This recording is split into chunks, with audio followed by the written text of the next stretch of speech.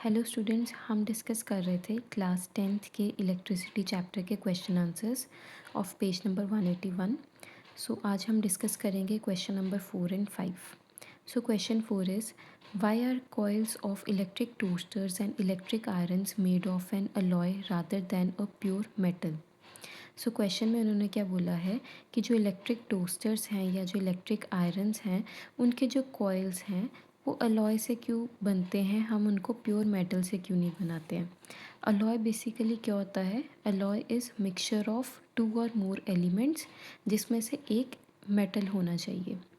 मतलब कोई भी हम एलिमेंट्स की बात करें, मरकरी हो गया, कॉपर हो गया, ठीक है, मैंगनीज हो गया, तो इसमें से हम मतलब इनको मिक्स कर रहे हैं, ठीक है, एक या दो या दो से ज़्यादा एलिमेंट्स होने चाहिए, इनको मिक्स कर रहे हैं, लेकिन कंडीशन क्या है, उनमें से एक मेटल ज़रूर होना चाहिए, ठीक है जी, उसको हम क्या बोलते हैं, अलॉय।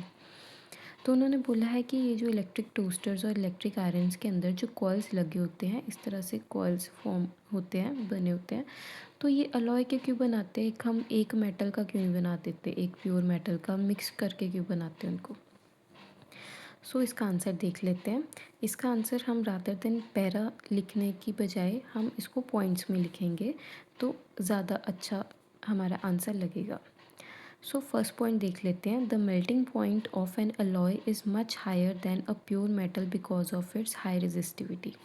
अब जो मेटल है, ठीक है जी, जब उसमें से करंट पास करेगा तो वो हीट भी होगा, हीट टेम्परेचर भी उसका बढ़ेगा, तो क्या होता है, जो प्योर मेटल होगा वो जल्दी मेल्ट होना स्टार्ट हो जाएगा। जैसे हीट प्रोड्यूस होगी करंट के कारण, वो जल्दी मेल्ट होना स्टार्ट हो जाएगा। लेकिन अलॉय में क्या होगा, जो अब अलॉय में तो मिक्सचर है, ठीक है, वो प्योर सब्सटेंस तो है नहीं, तो जब उसमें से करंट पास करेगा, एक तो वो बड़ी जल्दी हीटअप होगा और वो मेल्ट डाउन नहीं होगा, उसका मेल्टिंग पॉइंट जो है वो हाई हो जाता है, ठीक है, मतलब बहुत ज़्यादा गर्म होने पे ही वो मेल्ट करेगा, जल्दी मेल्ट नहीं करता अलॉय।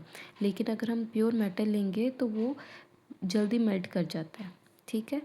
तो फर्स्ट पॉइंट हमारे पास यही आ गया कि जो अलॉय है वो जल्दी मेल्ट नहीं करता, लेकिन जो प्योर मेटल है वो जल्दी मेल्ट कर जाएगा, इसीलिए हम अलॉय यूज़ करते हैं।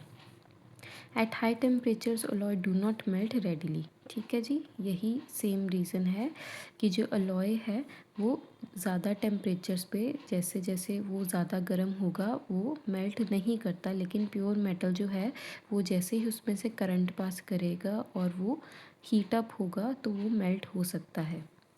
इसीलिए ही अलॉयज़ को यूज़ किया जाता है हीटिंग अप्लाइंसेस में, ठीक है जी, जैसे कि इलेक्ट्रिक टोस्टर हो गया या इलेक्ट्रिक आयरन हो गया। नेक्स्ट क्वेश्चन है, use the data in the table given and answer the following questions. आपकी बुक में एक 11.2 टेबल गिवन है जिसमें कि कुछ मेटल्स दिए हुए हैं और साथ में उनकी रेजिस्टिविटी की वैल्यूज़ बताई गई हैं। आपने वो टेबल यूज़ करके ये क्वेश्चंस का आंसर करने हैं।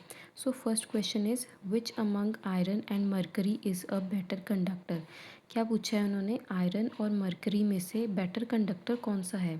तो कंडक्टर क्या होता है, जिसमें से करंट इजीली पास कर दे, और करंट को कौन सी चीज़ रोकती है, रेजिस्टिविटी। करंट को कौन सी चीज़ रोकती है, रेजिस्टिविटी, और 11.2 टेबल में हमें रेजिस्टिविटी की वैल्यूज़ ही गिवन है। तो बेटर कंडक्टर कौन सा होगा, जिसमें से करंट इजीली पास कर जाएगा, ठीक है जी। और बेटर कंडक्टर कौन सा नहीं होगा, जिसमें से कुछ ना कुछ रुकावट आएगी करंट को रोकने के लिए, और वो रुकावट कौन सी होती है, रेजिस्टिविटी।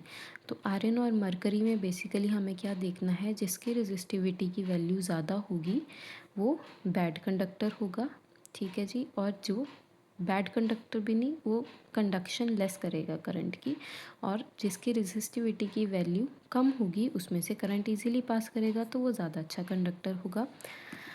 हमारे पास आयरन की रेजिस्टिविटी की वैल्यू है 10 × 10⁻⁸ और मरकरी की रेजिस्टिविटी की वैल्यू है 94 × 10⁻⁸।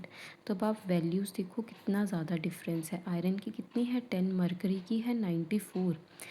इसमें से बेटर कंडक्टर कौन सा हुआ, आयरन।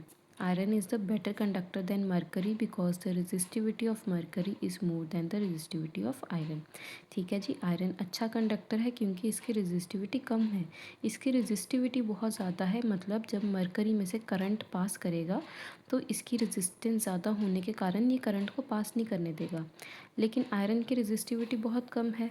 ठीक है जी, तो कब जब आयरन में से करंट पास करेगा तो ये इसको ज़्यादा नहीं रोक पाएगा, इसीलिए आयरन ज़्यादा अच्छा कंडक्टर है। सेकंड क्वेश्चन क्या पूछा है, which material is the best conductor. अब जितने भी उसमें एलिमेंट्स दिए हैं टेबल में, उसमें सबसे अच्छा कंडक्टर कौन सा है। तो सबसे अच्छा कंडक्टर वो होगा जिसकी रेजिस्टिविटी की वैल्यू सबसे कम होगी। तो सबसे कम उस टेबल में किसकी वैल्यू है, सिल्वर की। Among all the materials given in the table silver is the best conductor because the resistivity of the silver is the lowest. ठीक है जी, क्योंकि सिल्वर की जो रेजिस्टिविटी है वो सबसे कम है, कितनी है, 1.6। ठीक है, आयरन की भी देख लो, आयरन की 10 है, सिल्वर की उससे भी बहुत ज़्यादा कम है, 1.6। ठीक है जी, तो सिल्वर सबसे अच्छा कंडक्टर है।